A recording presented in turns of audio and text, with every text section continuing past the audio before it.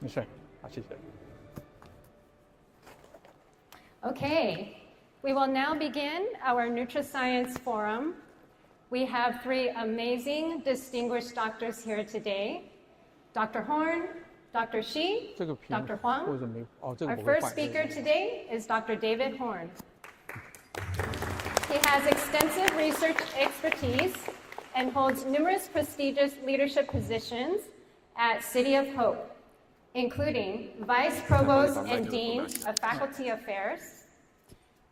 He's chair of Dr. and Mrs. Alan Y. Chow Developmental Cancer Therapeutics, a co-director of Drug Discovery and Structural Biology Core, and the deputy director for Beckman Research Institute of the City of Hope. Let's welcome Dr. David Horn.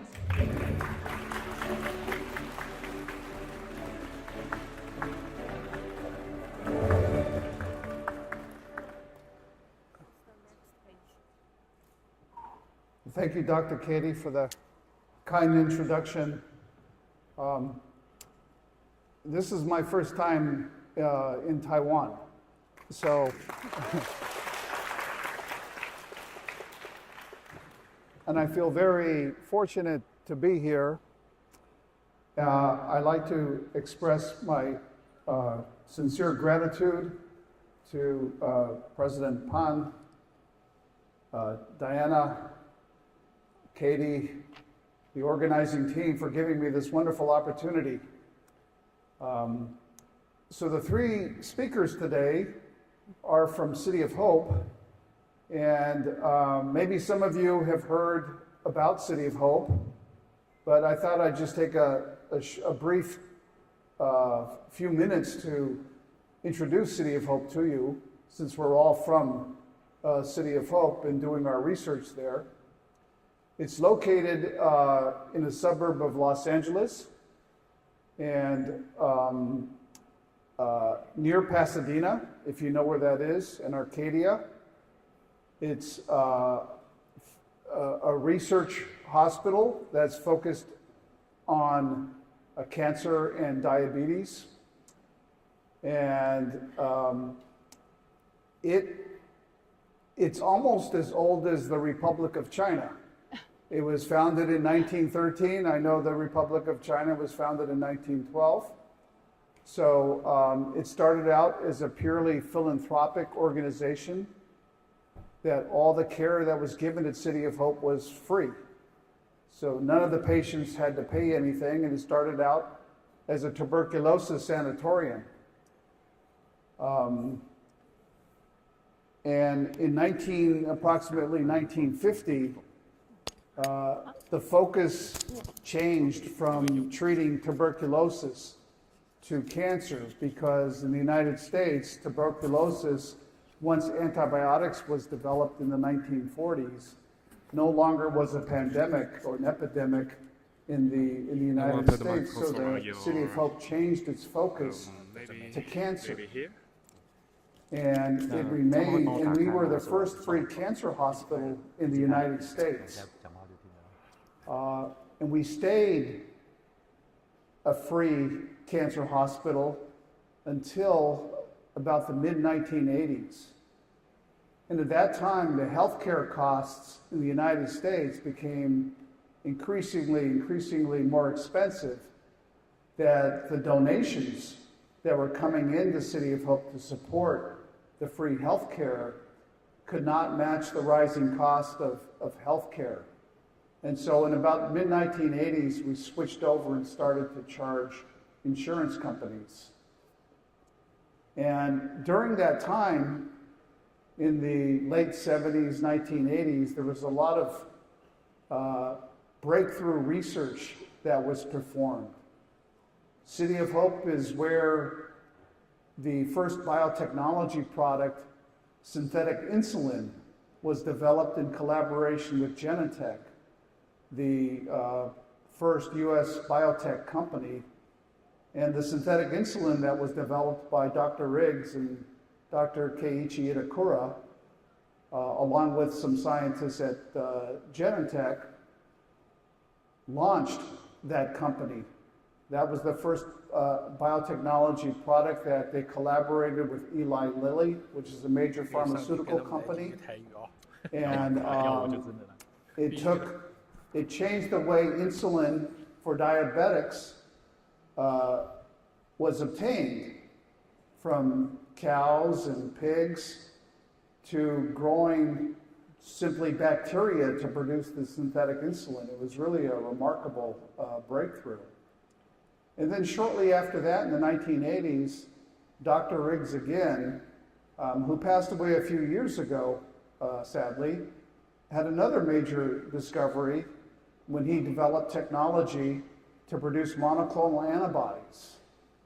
And you may know that antibodies, right, are very powerful molecules that can prevent infection. It can neutralize viruses, but it's also used to treat various cancers very effectively. And so that antibody technology brought in quite a bit of royalty money to City of Hope, which helped build up the research program. So City of Hope has about, in the Duarte campus, in the Los Angeles campus, has about 220 beds to treat cancer patients. And they've recently, a few years ago, expanded to Chicago and Atlanta and Phoenix in the United States. And so we're here today to share some of the technologies that we're working on for the future. And I'm happy to be able to tell you what I'm working on and share with you some of the exciting things that are happening at City of Hope. So thank you for the opportunity. Now, if we can.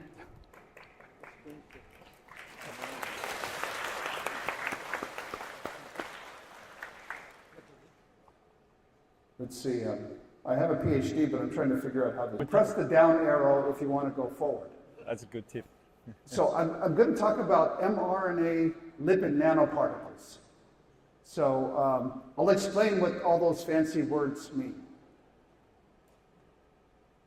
So in 1958, quite some time ago, Francis Crick, who won the Nobel Prize for the discovery of DNA with Watson, postulated the central dogma of biology.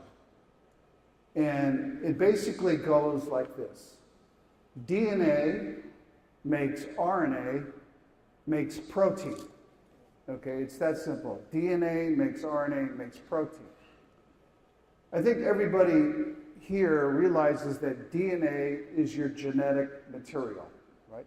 That has all the information that makes every individual an individual.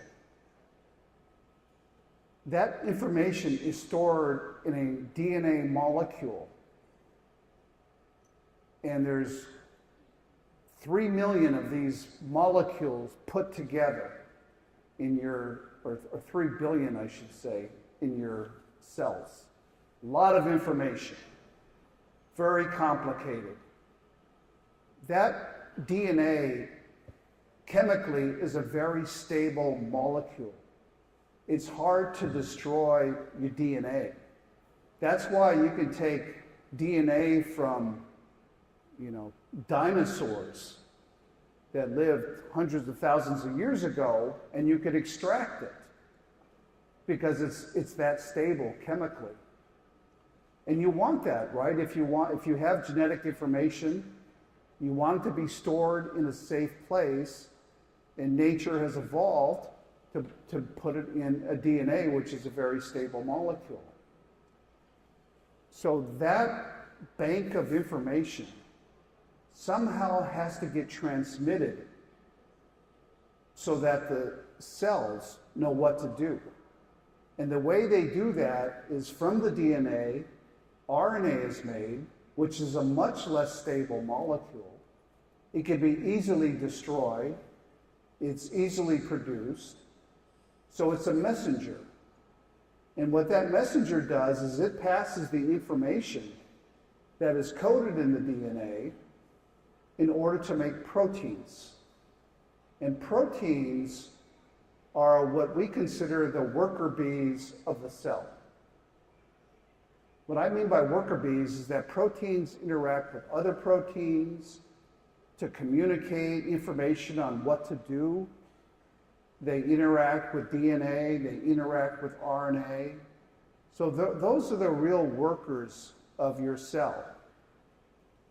Tells your cell that there's something wrong, it needs to be fixed. It recognizes when there's an infection, it sends different kinds of signals to the brain. So, but this is what I'd like you to remember, is that the RNA makes the protein, codes for the protein. So when we talk about mRNA lipid nanoparticles, we're focusing on mRNA, and we're going to take a look at how that mRNA gets translated into a protein. As an example, I'd like to just mention COVID-19 vaccine, because that was a very rapid use of the mRNA lipid nanoparticle technology.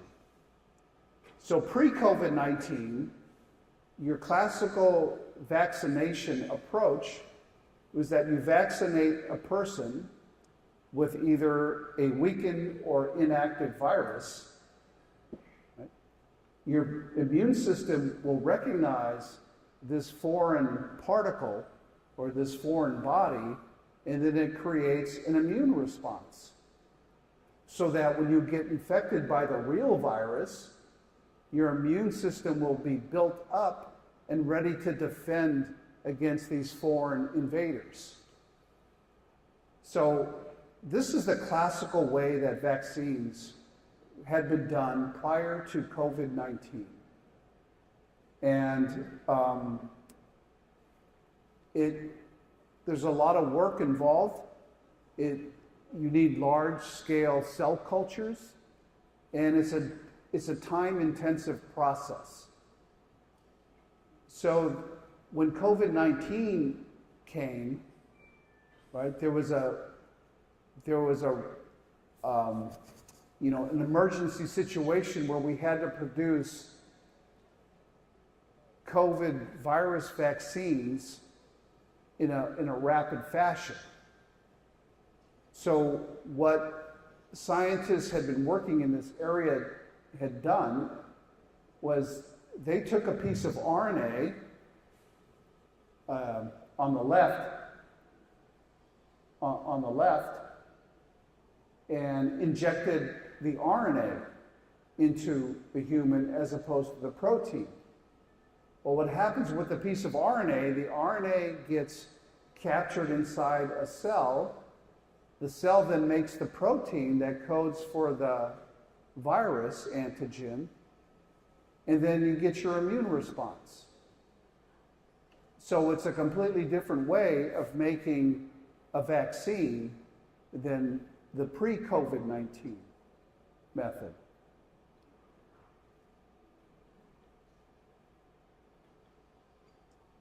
And if we take a look at the development, this just didn't happen overnight. Okay, so in about 2001, over 20 years ago, that was the first clinical trial of an mRNA engineered dendritic cell. Dendritic cells are part of your immune system.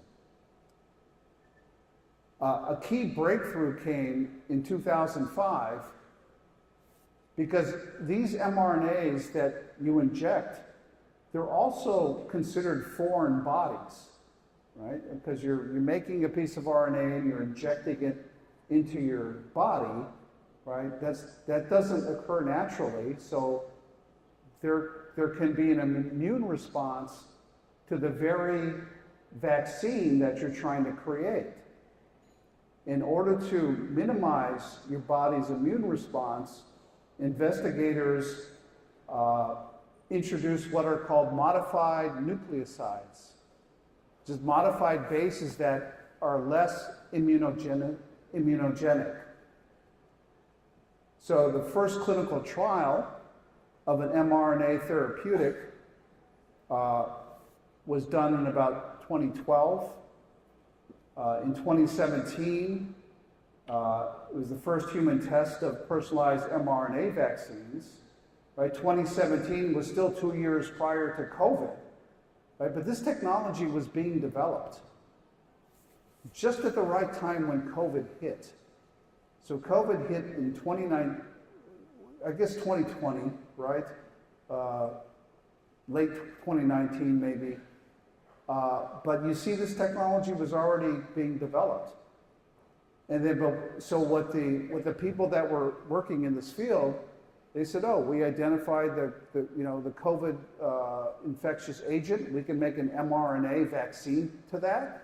And so they did that, and within a year, they had your mRNA COVID vaccine. This was done by Moderna, which is a vaccine pharmaceutical company, and also by Pfizer and BioNTech. They had 2 different mRNA vaccines that worked very effectively. And so because of this, 2 years ago, Doctors Caitlin Carrico and Drew Weissman won a Nobel Prize for pioneering this vaccine technology. And so the question is that everybody wants to know is, can mRNA lipid nanoparticles be used beyond vaccines? Is there another application of this technology that can be useful, let's say for cancer and treating other serious conditions and diseases? And we think so, or else I wouldn't be here talking about it. So, so here's an example that I'd like to tell you about that we've been working on in the laboratory. Using mRNA lipid nanoparticles as a potential antidote for severe alcohol intoxication. Okay. So, this is not something that normally a cancer center like City of Hope would be working on, and it wasn't really our primary goal, but this turned out to be sort of an offshoot of what we were really trying to develop, which hopefully maybe next year I can tell you about, some work towards cancer. But as a proof of concept in our research with mRNA lipid nanoparticles, I'll show you some interesting applications toward alcohol intoxication. So just a brief history about alcohol. The first historical record that's written on the use of alcohol was about 7000 BC. And it was described in the Yellow River Basin in Henan, which is the cradle of Chinese civilization. And the early evidence was fermentation using rice, honey, and fruits. Alcohol throughout the millennia has served as important cultural significance, status symbol, not so much now, but in prior days it was used in religious rituals, and even today, obviously, it's a key component of social gatherings. It also had some medicinal uses for healing properties. It's an antiseptic, can be used as a sedative, and also in creation of herbal medicines.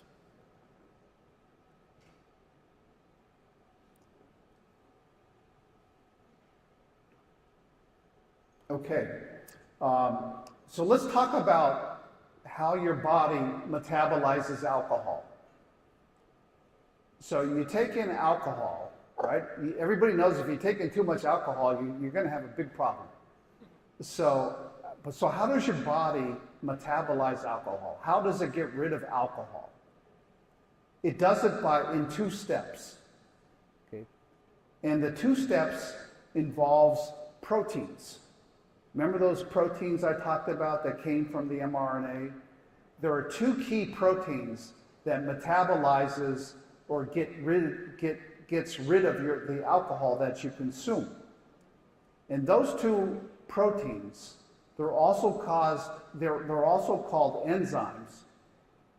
Those 2 enzymes catalyze the conversion of alcohol on the left to an intermediate compound called acetaldehyde, and then there's another enzyme that converts the acetaldehyde to acetate or acetic acid. And basically, once it gets to acetic acid, then you excrete it. So that's the metabolism of alcohol, and the 2 enzymes are called alcohol dehydrogenase for the first step, and in the second step it's called aldehyde dehydrogenase. There's a cofactor involved, and I could talk about that in a second.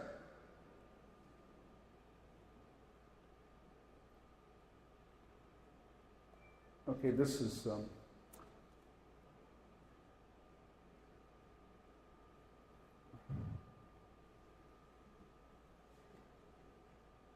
right, so yeah. Now, there's different ways of categorizing alcohol content. For mild intoxication, you have about 0.03 to 0.12% blood alcohol concentration. Moderate intoxication is classified as 0.09 to 0.25. Severe intoxication of alcohol is 0.25 to 0.4%. And if you have above 0.4%, it could be potentially fatal. Now, most people, right, in the United States, anyway, if you have a blood alcohol content of 0.8 or higher, it's illegal to drive a vehicle. In some countries, it's even stricter, 0.05. In countries like Australia and European countries, mainland China, there's 0 tolerance of alcohol in terms of driving. So there is no antidote for severe alcohol intoxication. If you drink and drink and drink and you become so intoxicated that you have to go to the hospital, there's no antidote that they can give you that will clear up your alcohol and make you feel better. They give you fluids to rehydrate you. They give you some electrolytes to balance your electrolyte imbalance and increase blood sugars. They can give you oxygen therapy that can help metabolize the alcohol a little faster. But there's no antidote, really. You just have to wait it out and, So with this mRNA lipid nanoparticle technology, we ask the question if we can increase the metabolism and clearance of alcohol by increasing the amount of enzymes that would be available to eliminate alcohol from your system. And what I'm showing you here is a structure of a protein. This is alcohol dehydrogenase. That's the first enzyme that oxidizes the first step, and it's in blue. Sorry, the coordination on the screen doesn't quite match. That's why I'm getting a little confused. But, so the blue is the protein. Okay. The yellow is where the alcohol sits. Okay. The orange is that cofactor, NAD+. Right? So you need that cofactor for this enzyme to work. But you can see how everything comes together on this protein to help metabolize the alcohol. And so when you have too much alcohol, you don't have enough of that protein to help get rid of it. So the theory is, the hypothesis is, well, we're going to deliver more protein through the mRNA lipid nanoparticle to speed up the metabolism of alcohol. So it's a pretty simple theory. So the question is, can it work? And here's a close-up of the active site. This is the business part of the protein that helps, that chemically changes ethanol or alcohol to acetaldehyde. So when we talk about a lipid nanoparticle, I know it's a fancy word, but all that is that you have these fats. Fats are the long chain hydrocarbons, right? I mean, obviously when you eat beef or meat, you have the fatty part. Everybody knows what fat is, right? So it's like taking oil and water. If you mix oil and water, you'll see that they don't really mix. You have the oil part, and separate you have the water, okay? So in these lipid nanoparticles, it works the same way. The fatty part or the oil stick together. But in this case, inside that oil, it contains or it holds the mRNA. So it protects the mRNA. The mRNA is in the center, and the oily part is on the outside. And the interesting properties of these lipid nanoparticles is that these lipid nanoparticles go right to the liver. So when you take in oil, when you take in fat, it likes to go right to the liver. That's just how your body works. In the same way with these lipid nanoparticles, it goes right to the liver. And that is where your alcohol is metabolized. Those two enzymes or proteins that I talked about, alcohol dehydrogenase and aldehyde dehydrogenase, primarily reside in your liver. So your liver is the organ that's metabolizing your alcohol. So this is really set up perfectly. We make lipid nanoparticles. The lipid nanoparticles just migrate right to the liver. It can deliver the mRNA, which then can make more protein, and in theory, can metabolize the alcohol and get rid of it. It all sounds great, but you really don't know if it's going to work. And if you take a look at alcohol dehydrogenases, okay, different populations, whether you're Caucasian, whether you're Asians, whether you're African Americans, they have slightly different versions of this enzyme, right?